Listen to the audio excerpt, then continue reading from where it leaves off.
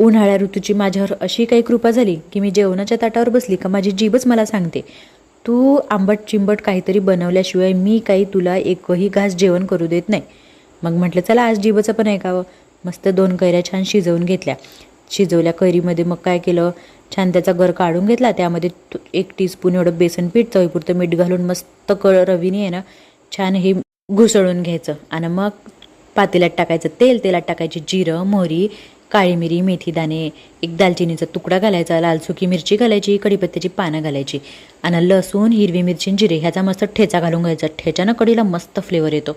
आणि मग ह्याच्यामध्ये घालायची थोडीशी हळद. हळद तळली की मग ह्याच्यात आपलं जे कैरीचं आपण पाणी बनवलं होतं का नाही ते पाणी सोडायचं. 1-2 आपल्या आवडीनुसार गुळाचे खडे टाकायचे आणि ही कढी आहे ना 5-7 मिनटं मस्त खदखद उकळून घ्यायची. आणि बघा तुमच्या तोंडाला चव येते का नाही मला कमेंट करून नक्की सांगा.